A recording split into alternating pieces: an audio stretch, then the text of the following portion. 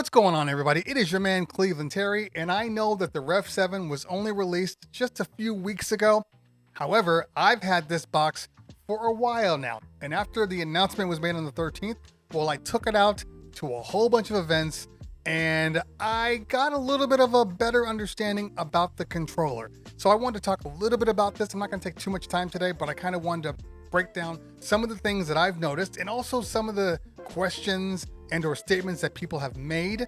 I want to talk a little bit about that also. So if you want to learn a little bit more about the REV7, come along for the ride.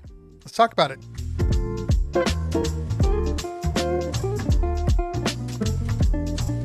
Once again, thank you guys for hanging out. If you're new here, this is what we talk about, DJ gear stuff. So gear reviews and gig logs and tips and tricks. Anything that I think about that I want to bring out there that I think might be helpful for you, you're going to get it on this channel. So if that sounds like something that's fun, hit that subscribe button. Make sure you follow me on all the social medias, Instagram, Twitter, all those things, because I do a lot of talking. A lot. Okay, so let's talk a little bit about what I've experienced. Now, you guys know that I've already said this is an amazing controller, probably the controller of the year. And I mean it. As I've taken it out, there are some things that I've found that I really, really, really like. And not so many things that I don't like. And I think that's kind of a perfect example of why I think it's maybe the controller of the year. So let's talk about some things that I used that I didn't think I would have a use for.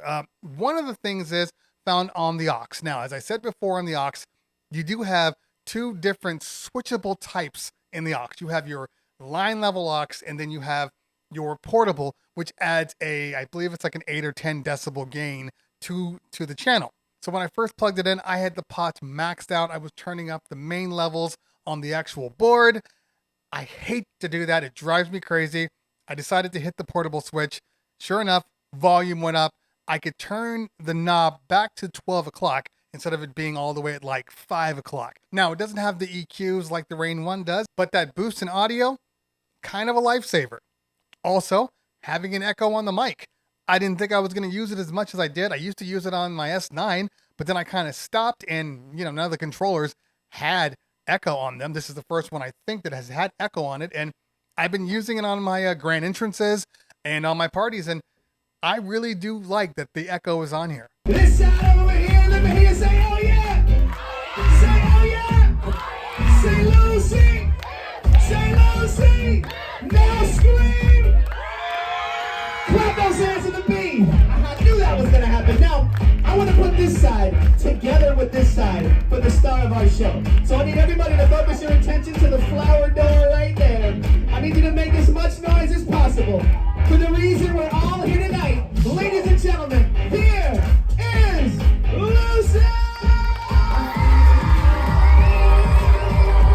And that's kind of one of the things that I think makes this board so special, because I ran into a situation where I was recording a mixtape and I was using the S11 and two PLX 1000s with phase. And I got through my mix just fine, but there were some things that I realized, it would be nice if we're available. For instance, having the silent cue right on the deck, having the sync, right on the deck, not having to go through multiple pages like the S11.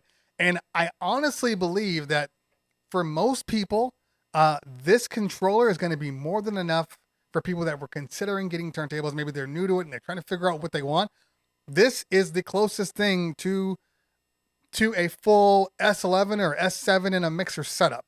I just found myself thinking, I wish some of the features in the REV7 were in the S11, and hopefully on a firmware update, they can make that happen. But this is the most well-rounded Pioneer DJ controller if you're used to turntables. Now, I did use the mics, and the mic preamps are very, very good. Didn't have any issue with them. I didn't have any low volumes, and I didn't have to crank the volume up to extreme levels to get it to work properly.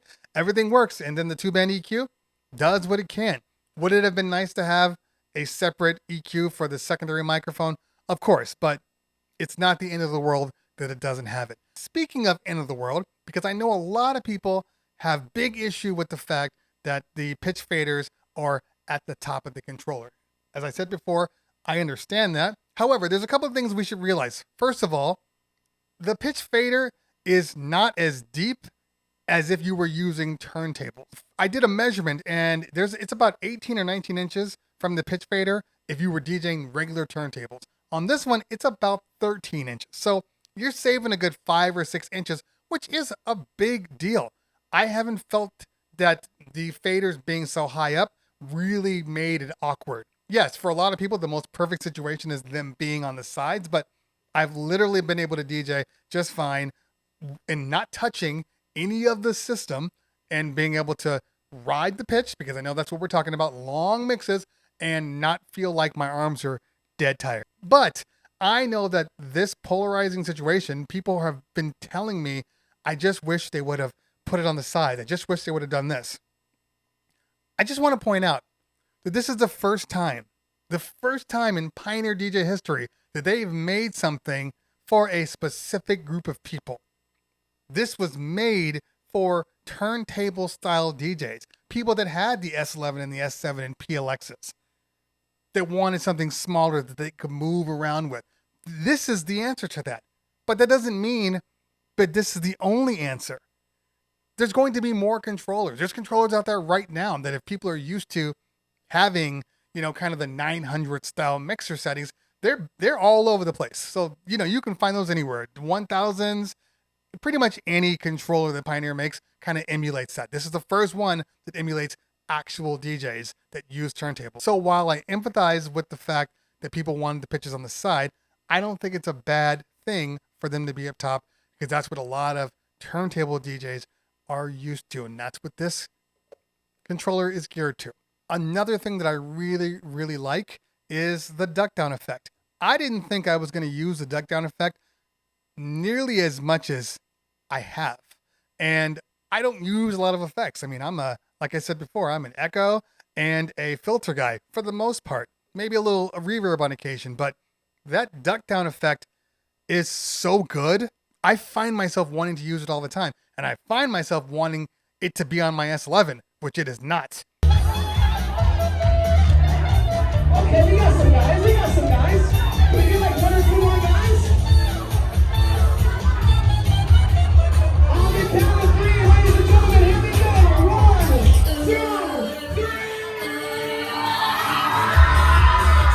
I mean, without exaggeration, it's probably one of the best effects that I've used. Pro tip though, when you are using the effects, specifically like the duck down and the fill out, make sure your depth knob is at 12 o'clock or beyond, because if it's anywhere before it, you're going to have residual audio noise coming through. So just a pro tip for you guys out there. Another pro tip, because I know a lot of people complained about the instant scratch, saying it was unnecessary, they didn't need that.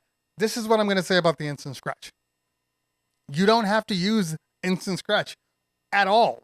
As a matter of fact, they do have hot cue, scratch bank, save looped, and sampler. So what I've been using it for is for my scratch bank and my sampler. Because if you're actually DJing, having to move over to your sampler when maybe you want to stay on your loop rolls or you want to stay on your hot cue, it's kind of a big thing. And I'm loop rolling, and then I can just, it just adds another layer of it. So if you guys are mad that instant scratch is there, don't think about instant scratch. Think about the fact that you have dedicated buttons for the scratch bank, for a hot cue, or for the sampler. I do wish that there was a next page so you could get down to your bottom samples or scratch bank, but it's added bonus here. So neither here nor there. I'm okay with the fact that it's there. I had to reorganize a couple of my samples and my scratch bank, so the most important ones sat on the top 4.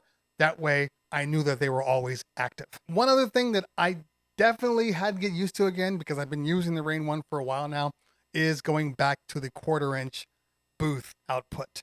There's nothing wrong with the 1/4 inch, but I've been so used to using the XLR that I keep forgetting my 1/4 inch cable, and then I haven't been able to use my monitor for a lot of these events. So I wish they would go to XLR and just call it a day. Now, last but certainly not least, probably the most important part of this is the jog wheels. The jogs, the vinylized motorized jogs that Pioneer DJ calls them. And I want to talk a little bit about them, because I know a lot of people have been concerned with them. Longevity aside, can't speak about that because I've only had it for a couple of months now, but it's been perfect. Haven't had any issues with the jogs whatsoever. They feel good. They feel like turntables, and they react like turntables. And I'm going to say this, while there's nothing wrong with the plastic slip mats that are in them by default. You guys know that I cut up my own slip mat, and what a difference they made. So I got another REV7 for review, and I didn't put in my slip mats, and that was fine. Had no problem. Then I put in my slip mats, and oh my God, what a difference. Just the added friction made it feel so much more like records. It's almost silly that they don't come with their own felt slip mats. So the first thing people should buy when they get this deck is the slip mats. Just buy them. Don't even think about it. Doesn't matter which ones. Just buy them or make your own. It's a world of difference. Now, the number one thing that I think I've heard people say about the jogs, and there's a couple of little things, but this is the biggest thing. Why are there displays on the jogs? Why is that necessary? I'm a little confused because in my mind, as a turntable style DJ, if you're doing anything with turntables, your eyeballs should go onto the decks. That's where your pointer is. That's where your markers are. And everything should be you looking at the jogs. So if you're not using the marker, fine.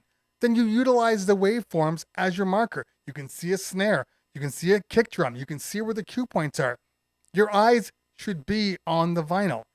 I'm a little confused of why people think that it's not necessary. I use it all the time. There's this thing called Serato Face, and I think people have just gotten used to looking at a screen to manage all their wave files and everything. I try not to do that, and I use what's in front of me. And maybe they're not for everybody, but in all honesty, all you got to do is you can switch what you see in here. You don't like the waves? Change the display mode. You want that? You don't like that? Change it again. Change it to your logo.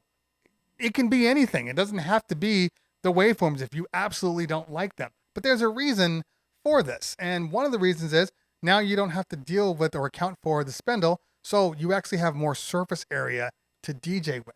To each their own. You want something bigger? I get it. I mean, I don't get it, but I get it. I've been completely fine with the size of these jog wheels. No issue whatsoever. And the last thing about the jog wheels, I know this is an issue because some people complained about this issue on the Rain 1. And so I wanted to just kind of demonstrate that the jerkiness is relative to how you DJ.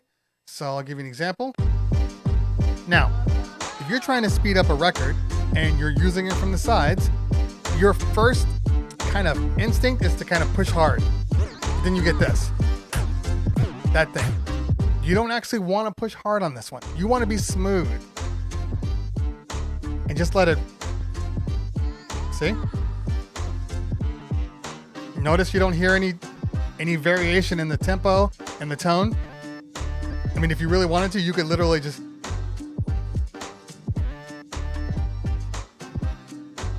So, this doesn't work. You got to be smooth with it. But if you don't want to deal with that, you can always go to the pitch bend, which works very, very well on it. Okay, I think I've hit everything that I want to talk about today. I'm actually quite sad because this has to go back. I know a lot of people think that they send us gear and then we just get to keep it. We don't. We got to send it back. And because of the demand for this product, I got to send it back so somebody else can get a chance to take a look at it and review it. I'm okay with that. I understand it's a part of life. Letting things go that you love. But I will be getting my own. I know that's a question that you guys always ask. Which one would you get if money was no object? I will own my own REV7. Just a matter of time. But I got to wait just like you guys because that's life. That's what we deal with. All right. So if you found what I said here useful, hit that like button. If you found what I said here really useful, hit that subscribe button. Make sure you follow me on the Instagrams and the Twitters. Get on my Discord because that's where we're talking about all things Cleveland Terry. Guys, girls, always a pleasure. If I don't talk to you later, we'll talk soon. Peace.